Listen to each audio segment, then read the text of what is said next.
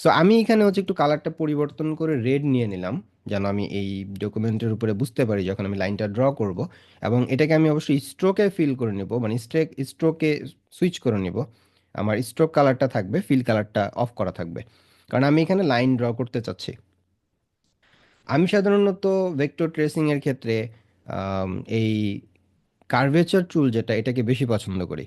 কারণ এটা দিয়ে আসলে স্মুথনেসটা ভালো হয়। যদিও এটা কোনো ফ্যাক্ট না, আমি চাইলে এটা দিয়েও স্মুথ করতে পারবো, আমি চাইলে পেন টুল দিয়েও করতে পারবো, বাট আমার পার্সোনাল চয়েস।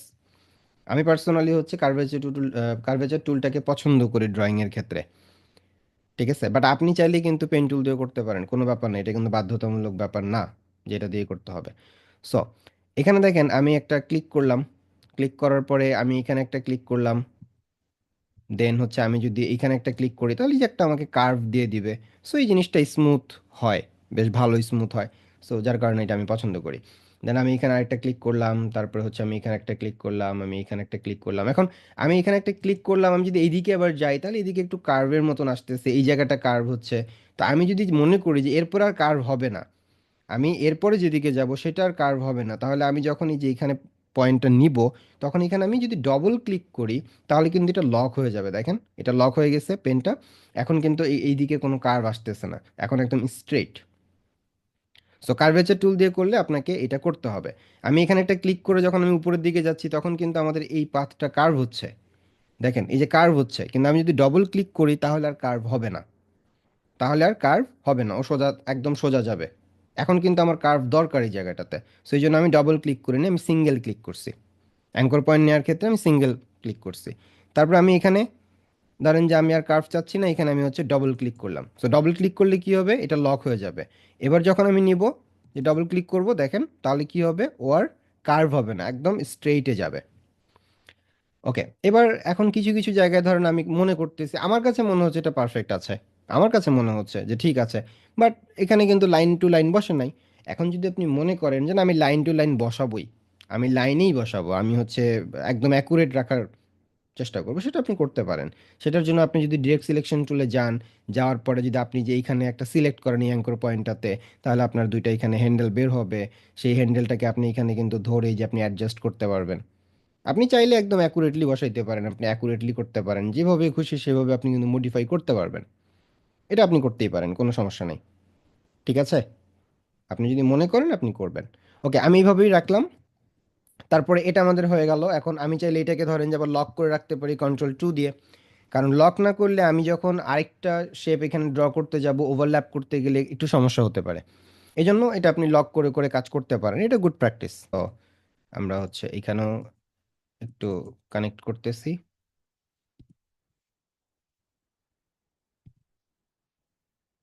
এই পর্যন্ত নিলাম। এই ফাইলগুলো আপনাদের হচ্ছে প্র্যাকটিস ফোল্ডার যেটা শেয়ার করা আছে ড্রাইভে, সেখানে এই ফাইলটা দেওয়া আছে।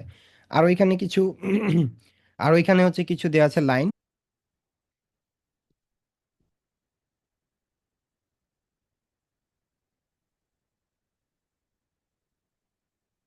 তারপর এখন আমি ধরেন যে কন্ট্রোল অল্টার 2 দিয়ে সবগুলোকে আনলক করে নিলাম। দেন আমি আবার হচ্ছে সবগুলোকে আনলক করছি, আমি হচ্ছে আবার এই যে এইটাকে একটু লক করে রাখতেছি, শুধুমাত্র ইমেজটাকে। এটা আমার সুবিধা অনুযায়ী, আমি তো বুঝতে পারতেছি কোনটাতে আমার সুবিধা হচ্ছে, কোনটাতে আমার প্রবলেম হচ্ছে, এটা আমি বুঝতে পারবো না যে এই ফাইলটা লক করা না থাকলে বারবার মুভ করতে গিয়ে ধরেন যে ফাইল সরে যাচ্ছে, তাহলে এটাকে আমি লক করে রাখলাম। এখন যেটা করব সেটা হচ্ছে যেই জায়গাগুলোকে আমি এখানে দেখতে পাচ্ছি ওভারল্যাপ করে ফেলছিলাম, এই যে এখানে ওভারল্যাপ করা আছে না, একটা শেপের সাথে একটা লাইনের সাথে আরেকটা লাইন। সো এই জায়গাগুলোকে আমি চাইলে কেটে ফেলতে পারি। সবগুলোকে এভাবে করে সিলেক্ট করলাম। সিলেক্ট করার জন্য আমাদের কিন্তু এখানে একটা টুল আছে, যে টুলটার নাম কি, এই যে টুলটার নাম কি, shape builder. So shape builder টুল দিয়ে আমরা কিন্তু কেটে ফেলতে পারি এভাবে করে। অল্টার ধরে ধরে আমরা কিন্তু এক্সট্রা জায়গাগুলোকে কেটে ফেলতে পারি। এই যে অল্টার ধরে আমরা এক্সট্রা জায়গা যেগুলো আছে সেগুলোকে কিন্তু আমরা ক্লিক করলেই কেটে যাবে, যেখানে এক্সট্রা আছে। আপনি দেখেন এই যে এক্সট্রা, আমি সবগুলোকে সিলেক্ট করছি, সুতরাং এখানে যেগুলোই এক্সট্রা আছে আমি কিন্তু এইভাবে করে ক্লিক করেই কেটে ফেলতে পারতেছি। দেখেন এই যে যেই জায়গাগুলোকে আমি ওভারল্যাপ করছিলাম সেগুলো কেটে ফেলছি, আমি চাইলে যে এইটাও ওভারল্যাপ করছি এটাও আমি কেটে ফেলতে পারি। এই যে আমি এটাকেও কেটে ফেললাম, কোনো সমস্যা আছে, এই যে এটাকেও কেটে ফেললাম মনে করেন। তাহলে যখন আমি কেটে ফেলছি তখন জিনিসটা কিন্তু আরেকটু সুন্দর হয়েছে, যে একটার সাথে একটা একদম পারফেক্টলি আপনার হচ্ছে জয়েন্ট অবস্থায় আছে, তাই না? সো এটা কিন্তু ক্লায়েন্টের কাজ ছিল, এটা কিন্তু ক্লায়েন্টের ড্রয়িং ছিল। আরো কিছু এখানে কি ছিল আপনার হচ্ছে সার্কেল টাইপের জিনিসপত্র ছিল, এই যে একটু সার্কেল টাইপের ছিল, একটু ধরেন যে লম্বাটে টাইপের। এটা হচ্ছে একদম স্ট্রোক লাইন ড্রয়িং আর কি। যেভাবে ক্লায়েন্ট আমাকে দিচ্ছে আমি চাইলে সেভাবে করেও করতে পারি। আবার ক্লায়েন্ট আমাকে বলতে পারে যে এটাকে হচ্ছে কালারাইজ করে দিতে হবে, আমি কালারাইজটাও করে দিতে পারি। সো দেন আমি সবগুলোকে সিলেক্ট করে, আচ্ছা আমার এখন কিন্তু রেফারেন্সটার দরকার নাই। কন্ট্রোল অল্টার টু দিলাম, যেটা আমি হচ্ছে এখানে নিয়ে আসছিলাম, এই রেফারেন্সটা আমার কিন্তু দরকার নেই, আমি এটাকে ডিলিট করে দিলাম। আমার এটা এখন আর দরকার নেই, আমি কিন্তু ওইটার উপরে রেখে ট্রেস করে ফেলছি। ঠিক আছে, এখন আমি এটা নিয়ে কাজ করতে পারি। ধরেন যে এখন আমি কালারটাকে কালো বানাই দিই। সো এটা হচ্ছে ক্লায়েন্টের ড্রয়িং ছিল, ড্রয়িংটাকে আমি হচ্ছে ভেক্টর করছি। এটা কি এখন ভেক্টর না? এটা তো এখন একটা ভেক্টর, রাইট? এবং আমাদের ড্রয়িংয়ের মধ্যে এগুলো একটু চিকন টাইপের ছিল। সো আমি এই যে নিচের যেগুলো আছে এগুলো একটু চিকন টাইপের ছিল। সো আমি এগুলো সবগুলোকে সিলেক্ট করলাম, শিফট ধরে ধরে একটা একটা করে ক্লিক করলাম। আমার এখানে স্ট্রোকের কিন্তু হচ্ছে যে স্টাইল ছিল এরকম বিভিন্ন টাইপের স্টাইল, দেখেন এই যে একটু চিকন টাইপের হয়েছে।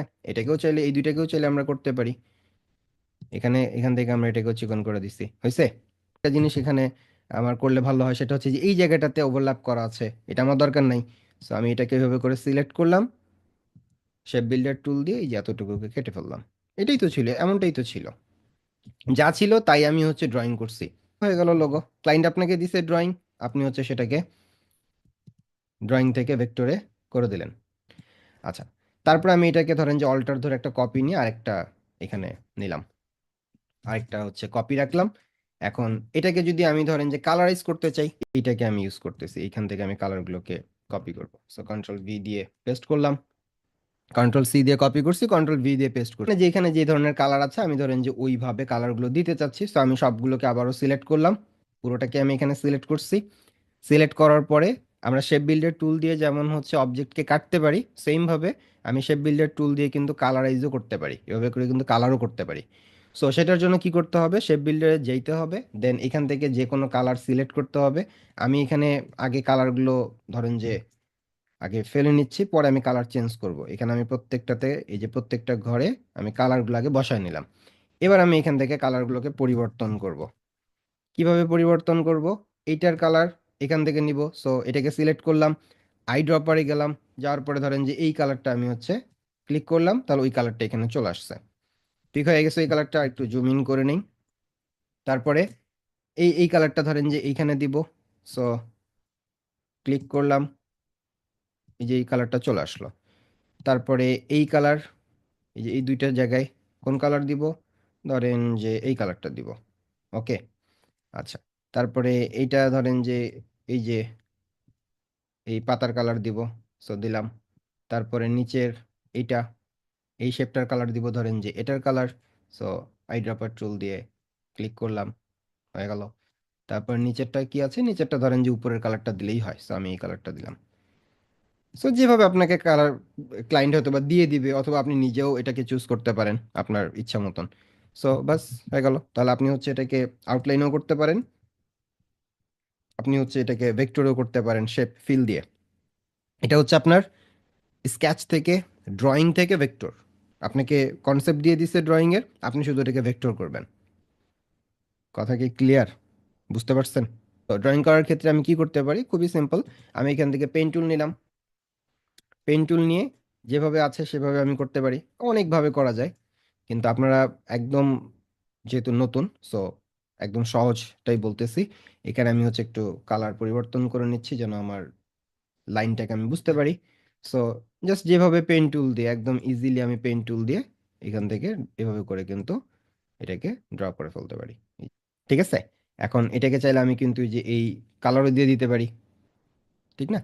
দেন আমি এটাকে হচ্ছে অল্টার ধরে একটা সাইডে কপি রাখলাম, অল্টার ধরে একটা সাইডে কপি রাখছি, কন্ট্রোল থ্রি দিয়ে হাইড করে রাখলাম। এবার আমাদের এখানে কি আছে, অনেকগুলো স্টার আছে। সো আমরা শেপ টুলে গেলাম, এখান থেকে স্টার টুলে গেলাম, এখান থেকে একটা স্টার ড্র করলাম, এই যে একটা স্টার ড্র করলাম, একটা স্টার ড্র করলাম, সেটার কালার হচ্ছে এখানে হোয়াইট আছে, আমিও হোয়াইট দিলাম। তারপরে ধরেন যে আমি পজিশনটাকে সেট করে দিলাম। তারপরে হচ্ছে আমি অল্টার ধরে এটাকে বিভিন্ন জায়গায় যেভাবে আছে, সরি, যেভাবে আছে সেভাবে আমি হচ্ছে এটাকে কপি নিচ্ছি। অল্টার ধরে ড্র্যাগ করলেই কপি নেওয়া যাবে। যেখানে যেখানে আছে আমি হচ্ছে পজিশন করে বসাই দিচ্ছি। তারপরে যে এখানে দিলাম, এখানে আছে। সো আর কোনো জায়গা বাকি আছে? নাই, সব জায়গা আমরা নিয়ে ফেলছি। সো সবগুলোকে সিলেক্ট করে কন্ট্রোল জি দিয়ে একটা গ্রুপ করে ফেলছি। কন্ট্রোল জি দিয়ে একটা গ্রুপ করে ফেলছি। এরপরে এটাকে মাউসে রাইট ক্লিক করে অ্যারেঞ্জ থেকে ব্রিং টু ফ্রন্ট, মানে একদম সবার উপরে যেন থাকে। এরপর আমরা এনটাকে হাইড করছিলাম কন্ট্রোল থ্রি দিয়ে। সো কন্ট্রোল অল্টার থ্রি দিয়ে সেটাকে আমি আবার ব্যাক করে নিয়ে আসলাম। সো ব্যাক করে যখন নিয়ে আসছি, তখন এই যে দেখেন, এটা কিন্তু আমাদের, এটা আমরা যদি হচ্ছে দুইটাকে পুরোটাকে যদি আমরা একটু সাইডে নিয়ে আসি, দেখেন স্টারগুলো তো এইভাবে করে ধরেন যে বাড়তি থাকলে তো আসলে ভালো লাগবে না। বাড়তি থাকলে ভালো লাগবে? বাড়তি তো রাখা যাবে না। তাহলে আমরা কি করতে পারি?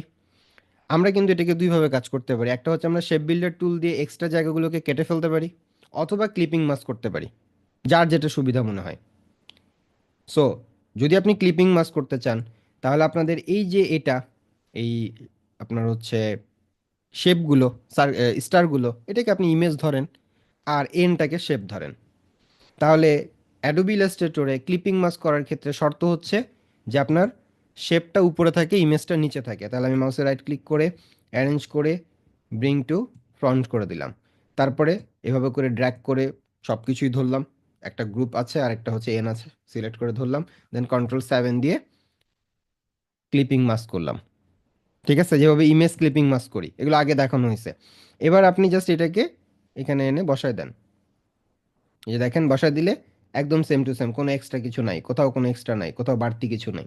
ইমেজের রেজুলেশন ভালো হয়, তাহলে আরেকভাবে আপনি এটাকে ট্রেস করতে পারবেন।